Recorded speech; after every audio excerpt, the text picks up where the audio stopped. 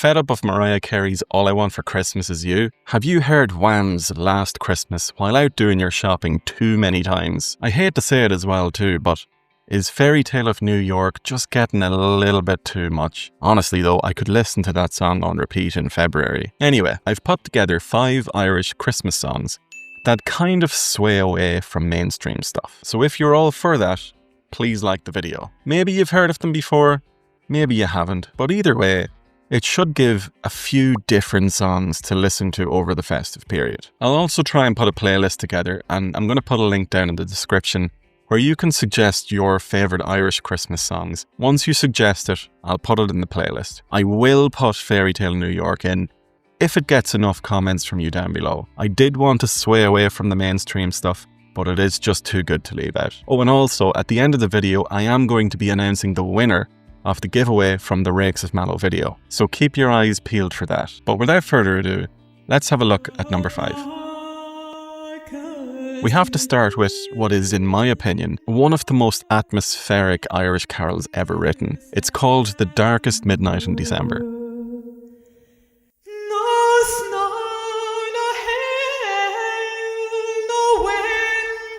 Now, to really appreciate this, you have to understand where it came from. This isn't a happy, clappy jingle. It was written around 1728 by a parish priest in Wexford called Father William Devereux. Think about the year 1728. This was the height of the penal laws in Ireland.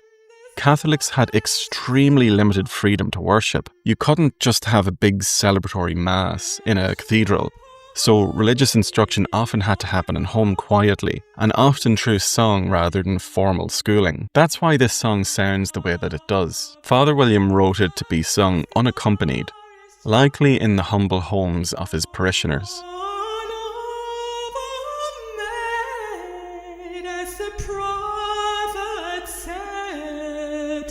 It uses a slow air that sounds much like a lament than a festive carol. When the lyrics talk about the darkest midnight, they're doing two things. They are referencing the winter solstice, literally the darkest time of the year, but they're also meditating on a world that is spiritually dark and waiting for redemption. It sets a really serious tone. It reminds you that the nativity didn't happen in a department store. It took place in cold and poverty. And that was a condition that 18th century Irish tenant farmers understood intimately. It's a song of stillness that demands you actually sit down and listen. Okay, let's swing the pendulum to the absolute opposite side of the spectrum here, because the best Irish songs aren't all doom and gloom, as you know. Some of them are just pure crack. Here we have to talk about Miss Fogarty's Christmas Cake. This is a brilliant example of what we call the tradition of misrule, where the holiday season is used to celebrate chaos and humour alongside the sacred stuff. The song was actually written by a C. Frank Horn in 1883. It started out in the American vaudeville halls, which usually caricatured the Irish. And raisins and cinnamon too. There was nutmeg, cloves and berries, and across there was nail on the glue. There were caraway seeds. But the song is so funny that it was quickly adopted by the Irish at home and became a staple. The story is a disaster. It details the baking attempts of Miss Fogarty, who decides to make a cake. But the lyrics list this horrifying array of ingredients. She puts in plums, prunes and cherries, and enough caraway seeds to basically ruin it. The punchline of this song is that the cake ends up so hard it could literally break a man's teeth. So why is this one of the best? Because it captures the reality of domestic chaos at Christmas. It's the song that you sing late at night at a party when the formal carols are finished and everyone just wants a laugh. And it reminds us as well that there is a strong vein of satire and slapstick running right through our tradition. Write it down in the comments if you're able to make a cake better than Miss Fogarty. And email me the proof as well, will you? Now, we can't talk about the Irish Christmas songs without talking about the day after Christmas. Because in Ireland, the 26th of December isn't just Boxing Day. It's actually called St. Stephen's Day, that's the better day. Or a day for eating leftover turkey sandwiches. It is the day of the Wren boys. And the song for that day is the Wren song. What would happen is a bunch of young men would go out and hunt a wren a few days before Christmas. Then they'd put the wren into a holly bush. They would decorate that, and then they would dress up in disguises, straw costumes or various things. But the strange thing was they used to collect money to bury the wren. And it's really hard to know what the significance of that is, because the wren in Irish mythology is called the king of all birds. So there's something that goes way back there that's a little murky at this point. We don't really understand it. This is a proper ancient tune as well. You know, we're talking pre-Christian roots as well here. If you've never seen it, the tradition involves groups of people, the Wren boys, going door to door, sometimes in masks or straw suits, carrying an effigy of a wren. They sing this rhythmic, almost aggressive chant demanding money and food from the householders to bury the bird. The song itself is usually driven by the beat of a bodhrán, and it is raucous. It contrasts so sharply with the peace and quiet of Christmas Day, and it introduces this wild pagan energy to the season.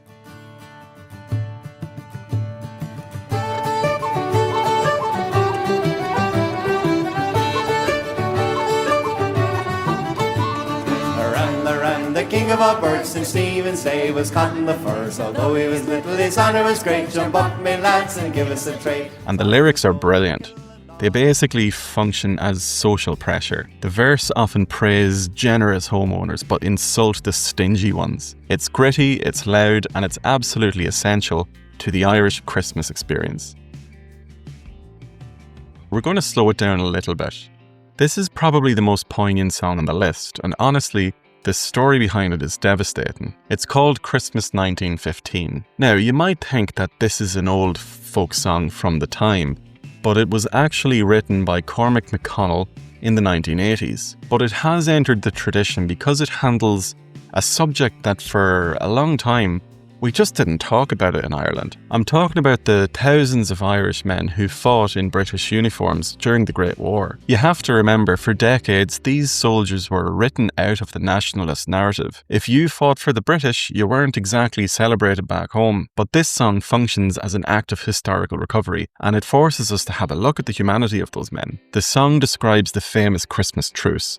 It paints this incredible picture of the guns finally going silent, and a momentary bridge forming between enemies. Gifts were even exchanged between the sides. The lyrics focus on the soldiers shivering in the trenches, momentarily united simply by the date on the calendar. There is this haunting imagery of a silent night being sung across the desolate landscape. Lying in the mud and bags of sand, we heard a German sing from no man's land.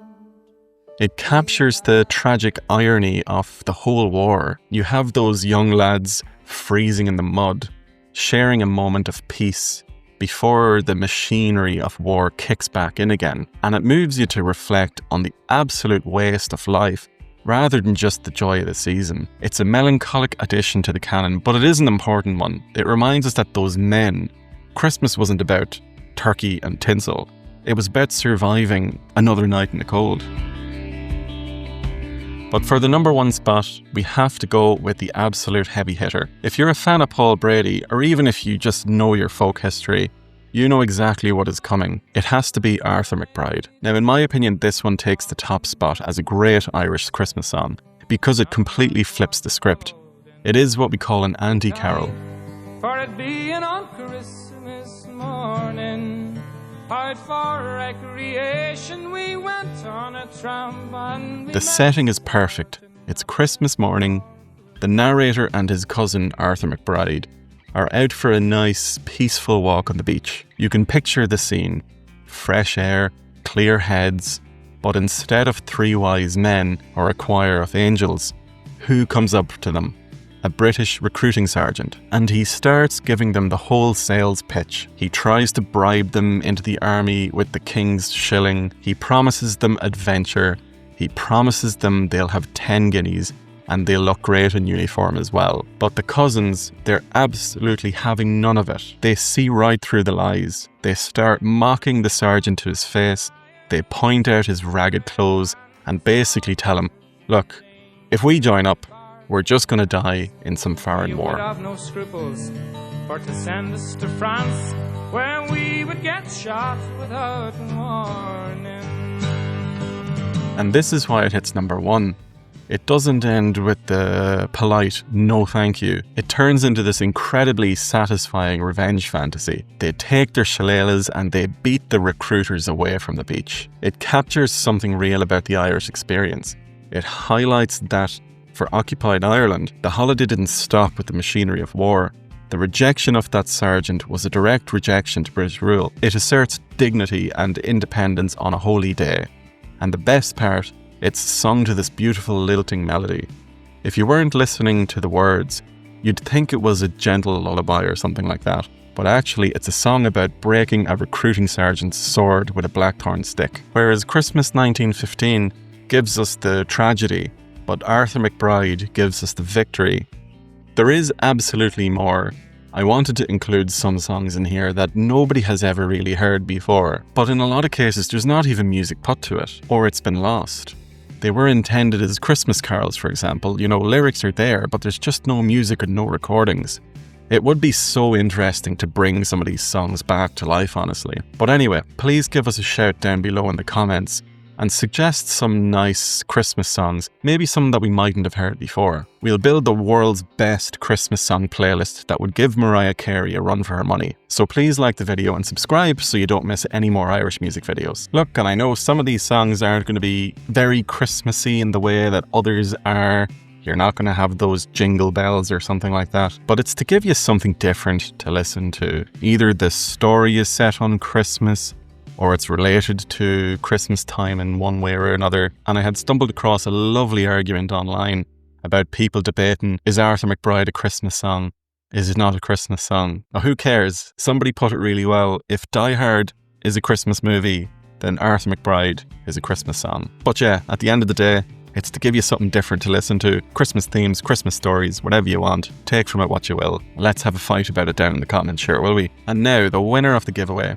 I've chosen one comment at pure random from the Rakes of Mallow video. The conditions were that you had to like the video, be subscribed, and also comment where you first heard the Rakes of Mallow before. The names were all assigned a number and put into a random number generator. Number 11 was picked, and here it is. KC, congratulations. If you have Discord, that would be the easiest thing to do, honestly, so you can contact me. But if not, just email me and I'll give you further instructions on how to avail of the free item from the shop. Congratulations again, and thanks a million for watching the video and taking part in the giveaway as well. If you've missed out on that, not to worry, look, we've still got a 10% discount going till the end of the year. So you'll still have a few days to get something at a discount at least. But before we wrap up, I would like to give a shout out to our channel members. Here's your names up on screen now. Thanks a million for all your support throughout the year, and I really look forward to what next year brings. But yeah, I'll leave you all to it. I want to wish you all a very happy Christmas and a happy New Year as well. Slán go fóill. Cheers.